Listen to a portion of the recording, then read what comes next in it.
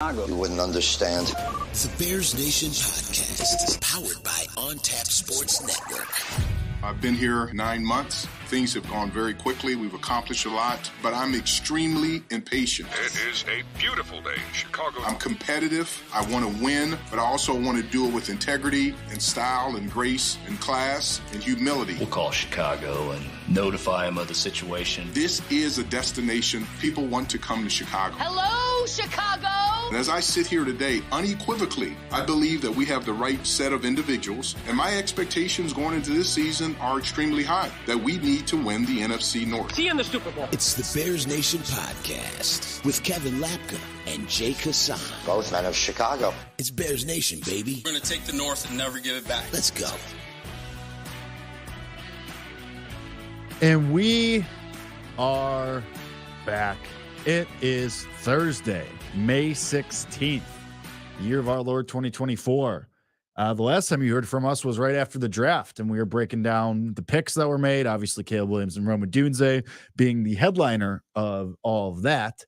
But now we are back for the 2024 schedule release. And Kevin, what a time it is to finally be here and have everything. We knew the opponents. Me and you went through we kind of did like a record prediction sort of, but it was more like just an overview of the schedule. And now we have an exact schedule, exact times, except for week 18, obviously. But we know what it is now. And I'm sure Kevin's going to predict 17-0 or something ridiculous. Right, of course. But I mean, first thoughts, just overall, before we go game by game, first thoughts and what you think about the schedule. What did you think of the schedule release video? Let's start there. Yeah, that's a good place to start. I thought it was creative. I thought it was a good spin. It was a Ferris Bueller's Day Off spinoff, right? I thought, the interesting thing about the Bears schedule release video is like no other team has like as many players in it as they do. Like they got Caleb in it at the end, which was fun. DJ Moore was the center of it. Jake Johnson narrating was awesome. As soon as I heard Jake Johnson's voice, I was like, all right, I'm in this. I'm in. Like the Cole Kmet was in it, Tremaine Edmonds, Braxton Jones. So that was fun to see all the players in it. And then, like you said, every time I hear Jake Johnson's voice in narration, I just think of Spider-Man though. I cannot get the Spider-Man out of my head. But yeah, the chemistry, Young Gravy was in it for some reason. Yeah, that was when Annie Agar was in it. So yeah, I mean, they did a good job. No one's going to come close to the Chargers. We know that this is a race for second place. We know that's what this is. The Chargers once again knocked it out of the park with the Sims iteration of it and destroyed Harrison Butker by putting him in the kitchen at the end. That was hilarious. But I'll give the Bears a B on their schedule release video. Sure. I mean, it was a little it felt a little long, a little slow. I could have used a faster pace. Agreed. It was a little slow for me, but overall, yeah, it was good. It was creative. It was different. So, I'm glad they didn't do a Titans thing where they just ran back the same thing. Yeah. That kind of fell flat for me. But enough about that. We'll get right into the schedule. Week 1, Titans versus Bears at Soldier Field, a noon kickoff game. Caleb Williams' debut against Will Levis in his second year, a Titans staff with a new coaching staff. Bears are currently 4.5-point favorites in this game in Caleb Williams' first start. What do you think? What's your first thought? Got to be honest, a little surprised that this was the week 1 matchup. I would have expected that this has been the most talked about team for 5 months, the entire offseason. And in the event that they get Hard Knocks, they'll be the most talked about team for the next 3 months as well. I don't think they will. Obviously, people saw that they're adding another version of Hard Knocks, which is an offseason version with the Giants. That's not the training camp version. The Bears are still eligible for that. So anyway, I thought the Bears would have been in the running to be a primetime game or notable game in week 1. They choose to go with the Jets on Monday Night Football for the second straight year. They choose to go with, I believe, Rams-Lions on Sunday Night Football, a rematch of that playoff game, which was a great one. So I see where they went there, but I thought at the very least, America's Game of the Week on Fox, or you get Nance and Romo on CBS in the 325 slate, which are essentially, in my eyes, primetime games. Those end up being some of the most watched games of the entire season. But instead, they go with the noon kickoff at home against Tennessee, against a team that, the Tennessee Titans have done a lot in the offseason, right? They acquire Calvin Ridley. They throw some money around. They had a decent draft. And, the big question mark is at quarterback with Will Levis and at coach because Mike Vrabel is no longer there. But if you're looking at it from the Bears perspective and just a simple matchup perspective, I mean, you really can't can't ask for much better. I mean, this is a Titans team that is new and fresh and a lot of different pieces to add to the puzzle in a brand new first game with a new head coach. And sometimes, you'll see new head coaches win those games like Matt Eberflus did his first game as head coach against the San Francisco 49ers in a game that they were huge underdogs in. But in general, would you rather have played the Texans week 1 on Sunday Night Football or the Titans week 1 at home? This, right. As far as wanting to see the Bears win, this is much rather the game that you would have. So a little bit surprised they were not in a primetime slate or a big time moment, but given it's Caleb Williams and his first game as a rookie quarterback and the first game with a lot of new pieces on this team against a defense that's not very good and losing, arguably the most valuable aspect of their defense, which was their head coach who was defensive minded. Mm-hmm. I mean, I'm feeling good about a win in week 1, and we won't do win losses by game here. We can kind of do a just comprehensive thing at the end because I think it's just very situational. But you can't ask for much better for a week 1 matchup from a matchup perspective. No, I think it's what you wanted. And I think that because we'll talk about week 2, obviously, in a second, but I think what you got in week 2 is partially because a lot of the week 1 games are so good. And there are a ton of storylines. So I think the NFL was like, all right, let's kick this to week 2. Because me and you thought that this week 2 game, Sunday Night Football against the Texans, at the Texans, me and you kind of thought that'd be week 1. You just alluded to it there. And I think the NFL was like, let's kick this to week 2 because we already have a lot going on week 1. There's going to be a ton going on. Aaron Rodgers return, like you said, Lions, Rams. And so I think, and the Thursday night game is a banger as well. So I think the NFL was like, well, let's just push this to week 2 and really let there be a week of hype so that people can go look at that Caleb Williams box score against the soft Titans defense, or what we think is going to be a soft Titans defense, and really get, start cooking with gas here. So week 2, Sunday Night Football at Texans, Caleb Williams and the Bears get a big test pretty early. Yeah, so big test early, and this is my favorite game on the schedule. Most intriguing game on the schedule. Anytime you get Sunday Night Football, that's going to be up there, right? Because it's the biggest, primetime game that you can get, and you're talking about a Texans team who have been among the most popular picks to win the Super Bowl after the additions of Stephon Diggs and some of the other pieces that they've added on defense after a really overachieving year last year, and they nearly had the Coach of the Year, and they had the Defensive Rookie of the Year, and Will Anderson, and the Offensive Rookie of the Year, and C.J. Stroud, Coach of the Year, almost Coach of the Year. Very close vote. I think he got the most first place votes, but just didn't have the rest of them. So Kevin Stefanski won that last year, which I believe made you some money. Yep. So good on you for that. But look, I mean, this is a test out the gate, right? I mean, this is it. And, we don't know if the Texans are really going to be Super Bowl contenders or not. We won't know that but week 2, but we project at this point that they'll be a talented team where if you get a win in week 2, it looks pretty good on your resume and you feel pretty good about where you're at. But on the road in Houston, it's a game I'm not expecting them to win. I think this Houston team could win 13 games this year. And, this is just, I'm still a little bit conscious of the fact that, I've almost gotten away from myself the last couple months thinking like, okay, this team is like, I believe this team is ready to win.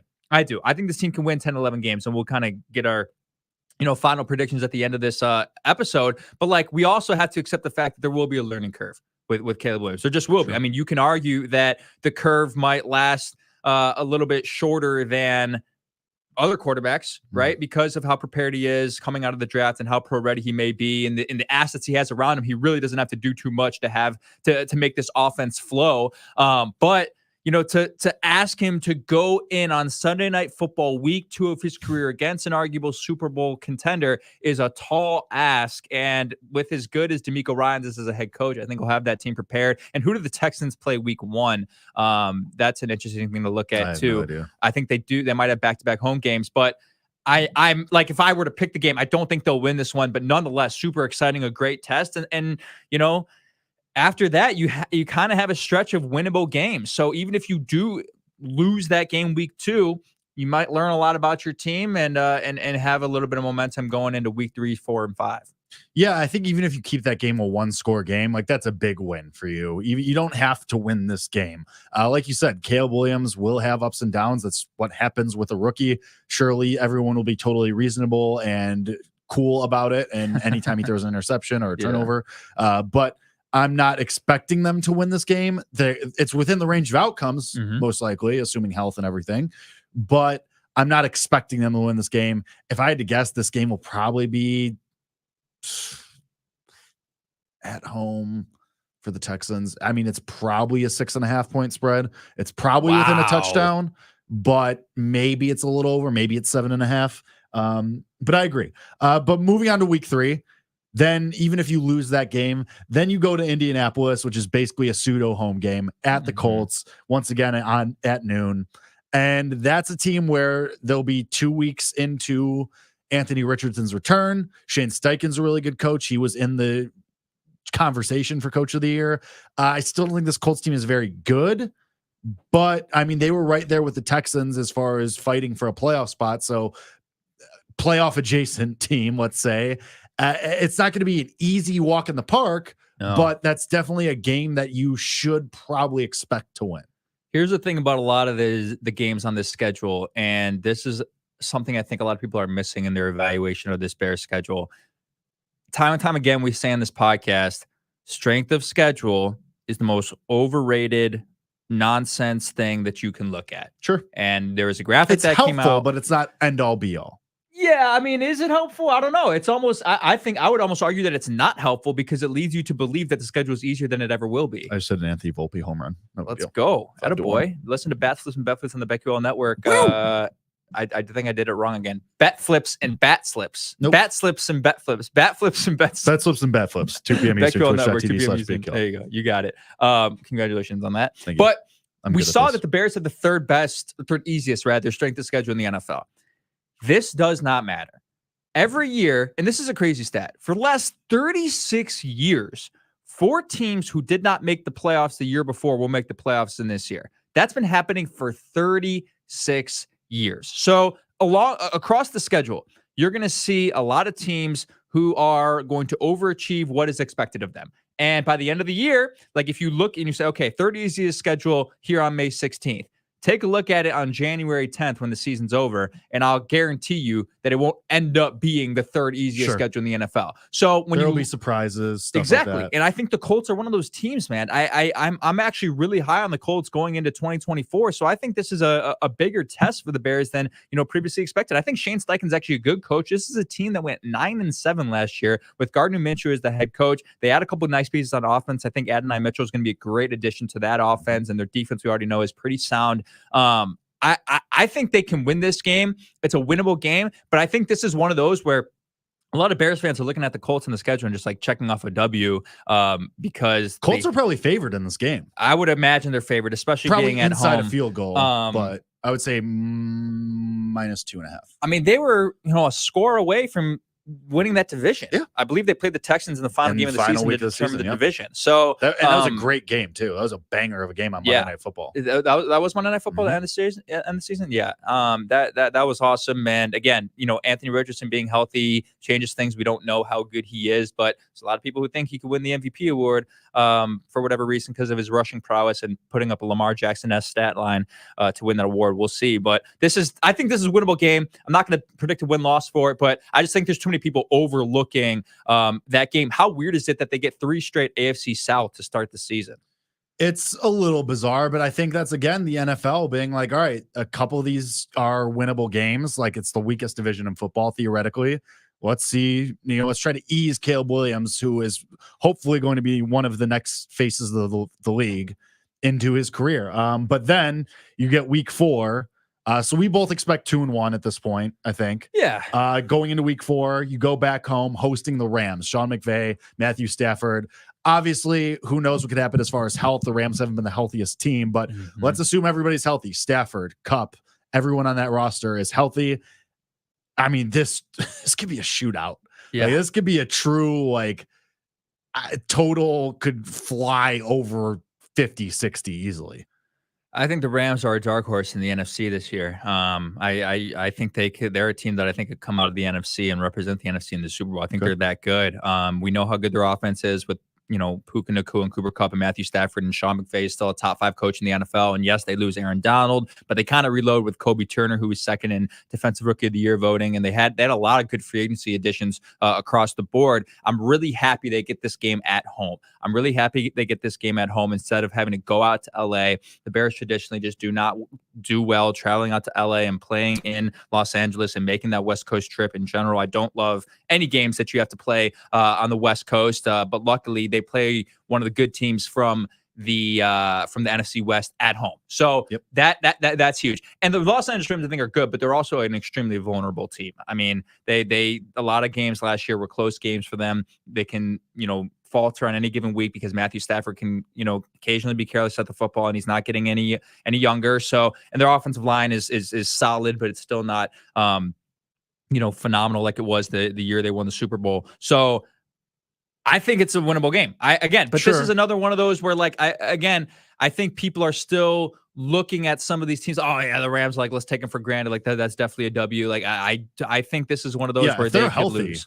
If they're healthy, I'm telling you, they're probably favored in the game if they're healthy. I don't think they're favored in the game if they're healthy. Again, slightly. It might be like -1. If the Bears go 2-1, and in week 4, I mean, it depends on the way that they win. Right. If they win those games, if they stomp the Colts and the Titans, then okay. I think the Bears might be home dogs in this game.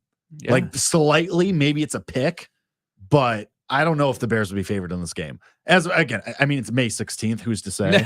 But I would probably chalk this as a loss. Just a better head coach, more experienced quarterback, offense that theoretically is as good, if not better than yours. This is the first time we've brought up the defense. You would need the defense to step up in this situation. Yeah. So that's what you're hoping for here. But then, all right, even if you take a loss there, you're 2-2 going to week 5. Home Panthers is just.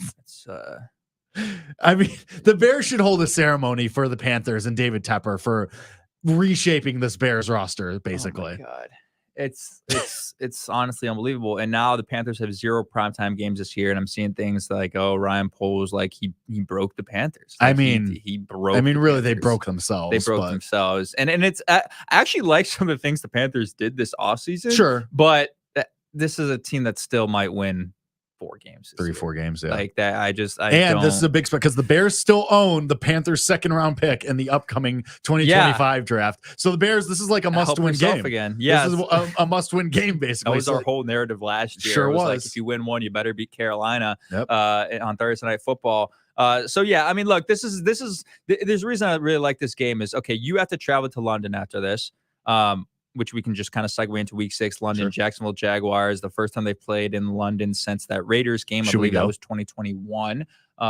Should we go to this game? Yeah, dude. Have you been to London? No. It is awesome. It's there's a lot of aspects of it that do remind me of Chicago, and it's a great town. And I've always wanted to go to Tottenham Hotspur Stadium, and the Bears representative in London is great. Maybe we go. Maybe we do a BNP road trip or 8:30 a.m. kickoff Central Time, though. I'm going to the bar. Yeah, well, yes. What else are you going to do? It's going to be awesome. Are you kidding me? It's going to be electric at 8:30 a.m. Wherever you're going to be in Chicago. Well, especially if the Bears are good. Yes. Week 6, you could be what? You could be 4-2 with a chance to go coming into this game, you could 4-1. You could be 3-2. Yeah. 3-2, 4-1, maybe even. Yeah. If things break your way. But yeah, a winning record, a chance to go, let's say, for the sake of this argument, because I think we both expect them to be 3-2 going into this game, chance to go 4-2.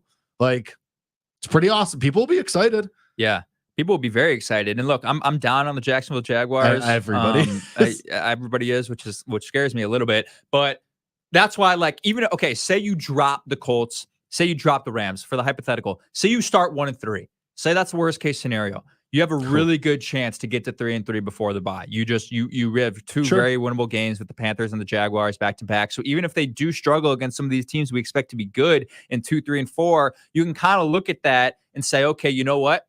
We know it's a rookie quarterback. We know it's a fresh team. Not a fresh team. I shouldn't say that because this team played really well last year and they added a couple valuable pieces. I wouldn't say I don't think that outside of the quarterback position there's going to be a big there's going to need time for the team to come together. I think this team is ready from a camaraderie standpoint and just being on the same page and playing together, culture, right? All those things. I just think inserting a rookie quarterback into it obviously might take some time. So even if you start 1-3 and then they pick it up and Caleb Williams plays really well 5-6, you're 3-3 going into the bye with all your division games ahead of you. You'll take that. You'll 100% take that, and some very winnable games after the bye. 100%, because your first game after the bye is at the Washington Commanders, who all right, no matter what you think about Jaden Daniels, maybe you think he's better than Caleb Williams, or he could be, or whatever. What say you? I don't think that's the case. I think Caleb Williams is the better prospect. Who knows what'll happen? But the Commanders are a team that's still pretty far away. Like, there's still a team that needs a lot of help. Yeah, Terry McLaurin's awesome, and I really like Jahan Dotson. But for the most part, I mean, this is a Commanders team that not much has changed on their roster except for the quarterback, and you stomped them last year. Yeah. So you should, and then off the bye too. Like, this should be a no contest. I mean, for me, you're 5-2 after this game, and it's not a question. Yeah, I mean, you should absolutely beat the brakes off of them. Obviously, there's a huge storyline with Williams versus Daniels, and the NFL is going to love that. Some people thought this game would end up on primetime because of that, and because they were on primetime the last couple years before this on Thursday Night Football, 2 consecutive years. I didn't expect that to happen, but there's a little stretch here of the Bears not being on primetime. I mean, I guess if you consider London primetime, I mean, not even really standalone. It's a standalone, but most people actually don't watch that game until like the fourth. Well, because quarter they've been garbage for the last couple of years. Yes, but also because people don't want to wake up after being hungover on a Saturday night in October. But like, that's what I mean. Like, the Bears can kind of, with the bye here, and then the Commanders, and then they play the Panthers at noon, and they have all these noon games. Like, I think the Bears are going to kind of quietly creep up here. And I don't know if they'll ever be quiet, because anytime Caleb Williams scores a touchdown, like, it's going to get posted on the NFL Instagram. Like, it's the Chicago market. It's hard to be quiet with them, but just in general, no primetime games for a good long stretch here, and it continues as we go into Week 9 at the Arizona Cardinals. Yep, at the Arizona Cardinals, fully healthy Kyler Murray. I don't know what to make of this team. I'm right now on May 16th, just because Jonathan Gannon's a really good head coach. I think he's very good. That roster is just woof. Like, Marvin Harrison Jr., awesome. You had a weapon for Kyler Murray, but the rest of that roster is just, it's icky to look at. So I think you win this game. I think you go to, what do we have now? 5-2, 6-2. Yeah, this would put you at. Yeah. So I think this puts you at 6-2, but I mean, again, assuming health and everything, I just really can't find an argument for the Cardinals. I'm actually there's some things I like about the Cardinals this year, actually. Okay. That offense is going to be good. I think that offense is going to be good. Marvin Harrison Jr., I don't think people quite understand the impact he can have on an offense. And we saw some good things from them with Trey McBride at tight end, and James Conner was having a good year. And we know Kyler Murray is capable, right? We know at the very least he's capable. Their offensive line isn't great, but they did draft Paris Johnson last year, who's been an anchor for them and will be an anchor for them this year. So this is and they add Jonah Williams at tackle, who's a player that I like, and their defense is solid with Jonathan Gannon, who's a defensive-minded head coach. And this was a team last year that was supposed to be one of the worst teams in the NFL, ended up like winning a lot of games they weren't expected to win, was surprising a lot of people. I think, didn't they beat, I mean, the Bears beat them last year, but they had beaten like the Eagles or something. And like, people were like, oh my God, like the Cardinals are, and I think they end up winning like 5 games or 4 games, but they somehow, some way, like, exceeded expectations because Kyler Murray didn't play and they were winning games with Josh Dobbs. So it says something about what their team might be, but nonetheless, I think given the Bears talent-wise, yes, this has to be a win. And it scares you a little bit that it's a West Coast on a back-to-back of an away road trip. So there's a little bit of something there that could be a loss, but they really need this to be a win. So I'm with you that this one is a win. And again, you get kind of lucky that amongst those NFC West Coast teams, you kind of play one of the easier ones on the road versus at home. So that's a good break in the schedule for the Bears. So I'm chalking that up as a win as well on CBS against the Cardinals.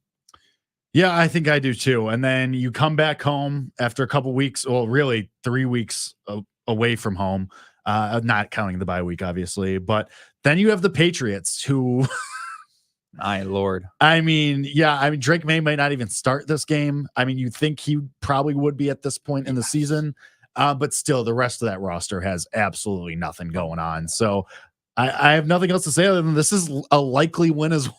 Oh yeah, this is one of those great days at Soldier Field where we're feeling really good by the fourth quarter because it's 42-10 against the New England Patriots. And that's the nice thing about this team is, like, I think we're going to start seeing games like that. And we saw it a little bit last year. Like we saw that Commanders game. We saw it in the Broncos game before they, gave up 21 consecutive points. They were up 28-7. Like the Bears had big leads last year in some of these games. They beat the brakes off the Cardinals. Like blowouts are on the table for the Chicago Bears this year. So I know we don't tend to think that way, but that's on the table. And especially because of how good this defense is, it's more likely that blowouts can occur and that they can sustain those blowouts. Hopefully this time around with an offensive coordinator that doesn't run halfback draws when you're up 21 points. So I'm chalking that up as a win. There is no doubt. And before we get into the back half of the schedule, let's just say this. I think the way that there's a lot of people concerned, I guess, are just weirded out by the fact that they don't play a division game until week 11, which is the game we're about to get to against the Green Bay Packers at home in the back-to-back of a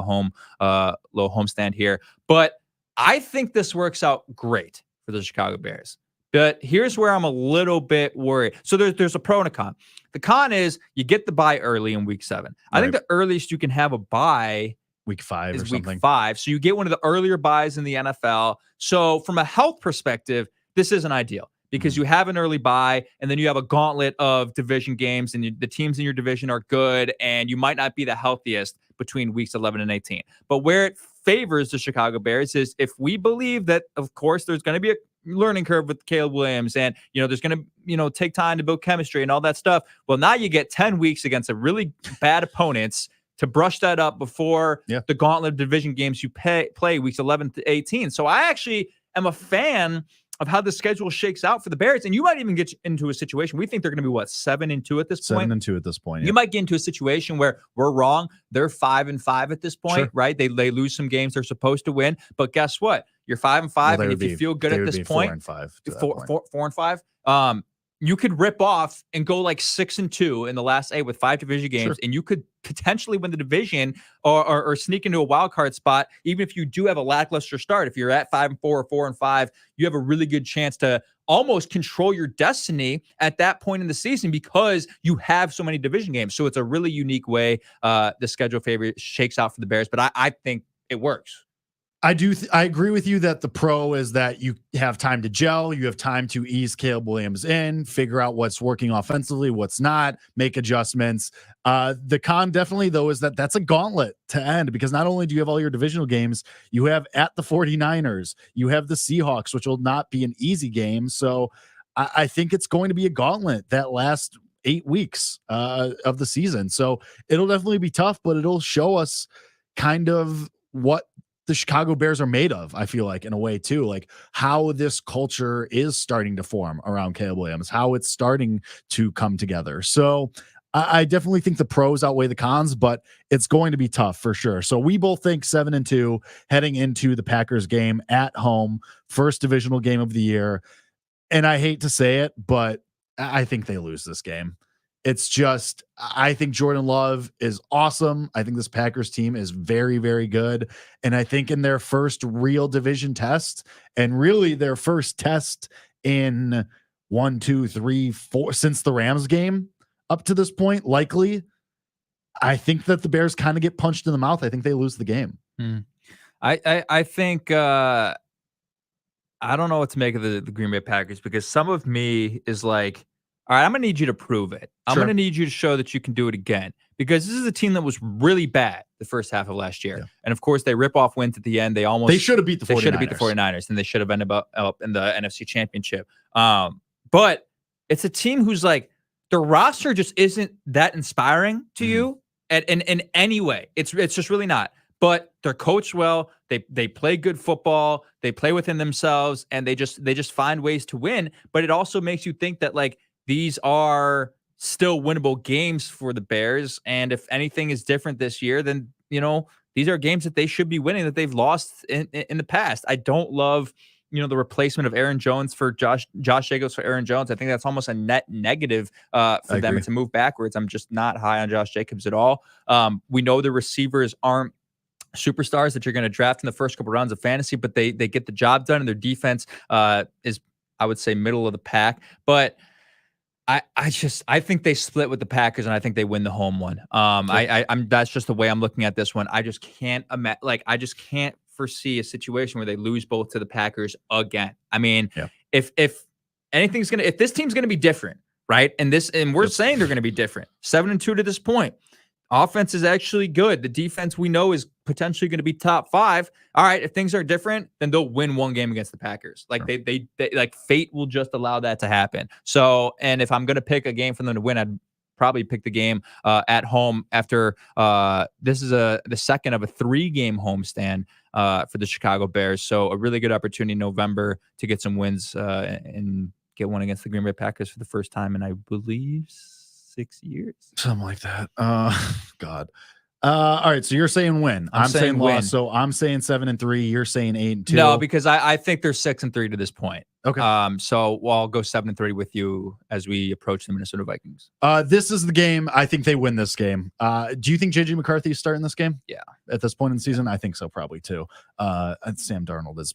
Anyway, at home against the Vikings, against JJ McCarthy, going against this defense, I think you should win this game. I'll push them. I'll push the Bears to 8-3 in this game. Yeah, I mean this is a no-brainer. I don't know why. There's a lot of people out there who are like, watch out for the Minnesota Vikings. I don't see it. I just don't. Yeah. I mean, they did not get better. Well, it's in the any coaching area. and it's their wide receivers, right? And I mean, really, just their receiving core as a whole. Yeah, that's it. Well, guess what? Did that help them win games last year? I mean, no, it did not really. And they had they think they have the update. He got hurt. Yeah, they think they have the upgrade at quarterback is the thing. Well, I don't know if they think they have an upgrade at quarterback. From Josh Dobbs and Nick Mullins? Oh, okay. I thought you meant from Kirk Cousins. No. From last season. From Josh Dobbs and Nick. Yeah, but yes. How many games did Kirk play? 3? 3, 4. But the record at that point was like, I think they were underperforming. 1 and 2 or something. Something like that. Underperforming. So that would give me a 3-game winning streak in the homestand, but for you 2-1. So you'll take that. Yeah, definitely. I mean, and we're both at 8-3. I'm going to get out ahead of this. I think the Bears sweep the Lions. Wow. This game at Detroit on Thanksgiving does not scare me. The Bears historically play the Lions close anyway, especially on Thanksgiving, no matter where it is. The Lions just don't scare me. Jared Goff, okay, has had a career renaissance in Detroit. That's great. They paid everyone a ton of money this offseason. I think you sweep the Lions. I think getting them on the road on Thanksgiving is big. I think that gives you a better chance to win, to be honest. And then you get them at home. I think you sweep the Lions this year. Okay. I love it. I think you split the Lions, and I'm actually going to go the opposite. I think you win on Thanksgiving and lose at home. Okay. This is, if you want to talk about the Lions a little bit, this is something that scares me about the Lions when you look at their schedule. They play 15. This is unbelievable. 15 of their 18 games in a dome. It's ridiculous. And this is a team that will kill you in a dome. Yep. They're built to play at a dome, and they might end up with the 1 seed in the NFC and playing a dome into the Super Bowl throughout the entire playoffs. I just think, look, this is a team that we know how good they are. They should have won the NFC Championship. I don't want to talk about the Lions too much, but they had a great draft. I think Terrion Arnold in the first round from Alabama was a huge steal at the biggest position of need for them at cornerback. They also drafted a great cornerback from Missouri and Ennis Rakestraw Jr. in the second round.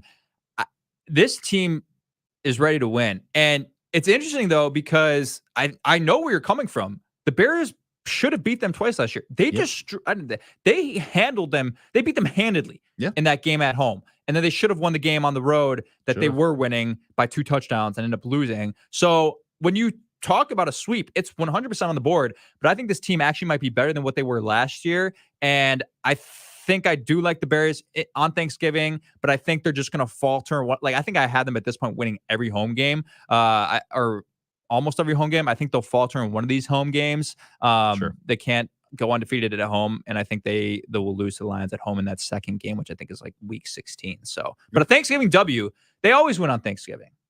Yeah, I mean, that's just the Lions don't really scare me. I will offset that, though, by saying I do think they lose back-to-back Niners and Vikings in Minnesota. Okay. The Niners, obviously, Super Bowl team. I don't think there's much of an argument there, especially going at Kyle Shanahan.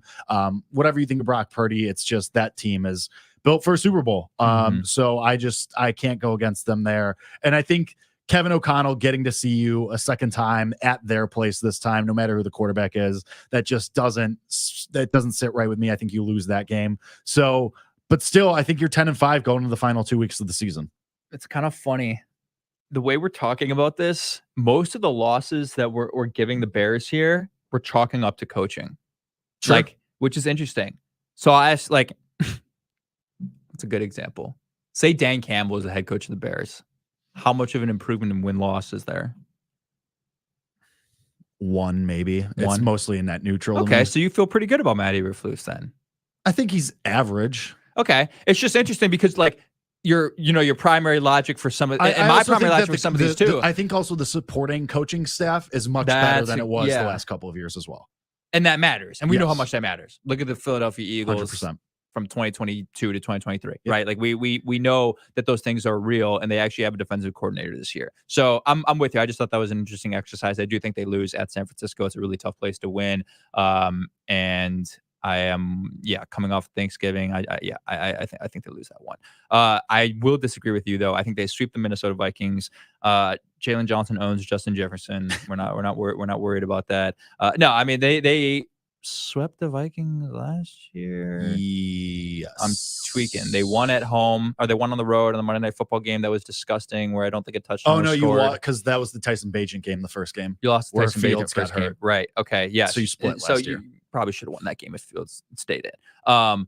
But that's a different exercise for a different day. So I have them winning week 15 against the Minnesota Vikings before they go at home against the Detroit Lions. I already said I think they're going to lose that one at home in a game that they probably are not favored in, but you think said they win. I think they sweep the Lions. Yep. I think they beat the Seattle Seahawks. I don't know what you see in the Seattle Seahawks that makes you feel so positive about them. Mm-hmm. I think this is a team that could be, incredibly underwhelming. They lose Pete Carroll, Geno Smith. They lose their offensive coordinator, who is obviously now the offensive coordinator of the Bears, who resurrected Geno Smith. So it's right to believe that a step back could be taken there. Their offensive weapons are great, but outside of that, there's nothing special about what they have other than Devin Witherspoon on the defensive side of the ball. It's a Thursday night game, and they got to travel.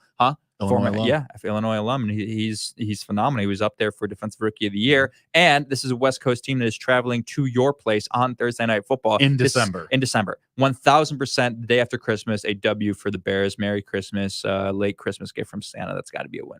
I agree with you for all the factors that you name. New coach, you poached their offensive coordinator. Geno Smith took a step back last year, as it were. West Coast team coming to Soldier Field in December. It just doesn't seem like it's going to bode well for the Seattle Seahawks here. And I'll just start this one last week of the season at the Packers, potentially for the division, potentially for a playoff spot. And I just don't think you're there yet. I think the Packers sweep you again. I don't think that. I think next year, possibly. I hope I'm wrong, but I think Jordan Love might be one of those dudes, and especially given that they have a top 5 coach. I think, unfortunately, that you could win 11 games in a season, which is what I have them for, but at the end of the day, you'll still have that bitter taste in your mouth when you get swept by the Packers going into the playoffs. I hope I'm wrong. I do, but I'm expecting the worst. In a season that'll be full of good vibes with a really good rookie quarterback, a really good rookie receiver, 11 wins, and people are still going to bitch and moan about getting swept by the Packers, which is fair, because that's your Mount Rushmore, that's your Everest. And so I do think they get swept by the Packers at Lambeau on January 5th. To close the season, unfortunately, but I do think they win 11 games. Obviously, a lot of variance here. They're probably not going to win all the home games that we said. There's probably going to be a dropped ball here or there. The ball doesn't bounce your way, or you end up losing, or that you end up winning. I think that the end result for this team is anywhere from 8 to 13 wins, to be honest. So it'll be really interesting. But just off the top of my head, going through this for the first time, I have them at 11-6. Yeah, and I think that's a really fair place to put them. I'm almost eager to put them at 10-7 because I've been so high on them in the past, and I just, you're scarred, right? Yeah. But we've said this before, and I'll say it again: the floor is 9 wins. The floor has to be, and maybe it's not realistically 9 wins, but in my eyes, the way I'm evaluating this team, the floor has to be 9 wins, which is their win total at every sports book. But given the way the schedule shakes out for you, I mean, if you don't win 9 games and you're under 500, it is incredibly underwhelming. We are walking away from this incredibly disappointed, regardless of the way Caleb Williams played. But I made this argument last year, and it almost proved to be true, that if Caleb Williams plays well, they'll win 11 games. Sure. There is a correlation there without a doubt because of how good this defense is. And I made the correlation last year. If Justin Fields plays really well, they'll win 11 games. And they were close to that already because they won 7 games and they had 3 games where they shouldn't have lost and had a statistical probability of 0.001% to lose all 3 of those games. But Justin Fields didn't play at that MVP level I thought he would. And if he did, they would have won 11 games last year at least. So I look at it the same way this year. And it's a quarterbacks-driven league, and it's dependent on quarterbacks. And if Caleb Williams is who we think he is, they will 100% win more than 9 games and should win more than 9 games. So I feel good about the way this schedule shook out, and I feel good about the Chicago Bears heading into the offseason. Yeah, it's hard not to feel good with Caleb Williams, with all the weapons around him and the schedule. The AFC South obviously is a huge boost here. And with, the Vikings in turmoil, that helps you too. So, and maybe not even turmoil, but a turnover at quarterback and figuring their shit out. So it's definitely, I agree with you. I think you have to have a winning record. Otherwise that seat for Matt Eberflus is going to be awfully hot, I think. But we'll see how it goes. One last thing for you. Do the Bears play in the toughest division in the NFL? AFC North is probably harder.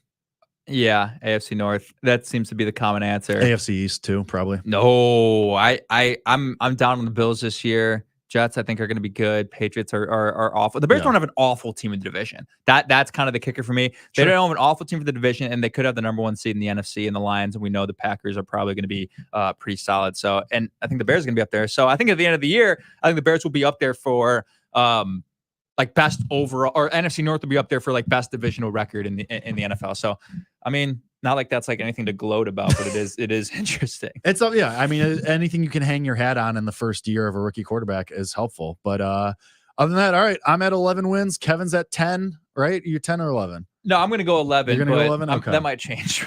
Either way, we're both expecting double digits, which how could that possibly go wrong? But until then, until training camp and everything gets rolling here, we're going to take a little break, but we'll be back, obviously, to break down any news, notes, anything that we get. So, as always, thank you to listeners, the viewers. You guys are the best. We appreciate your support. We're looking forward to this season, giving you another great season of content. So, until then, for myself, for Kevin, this is Bears Nation Podcast. And as always, bear down.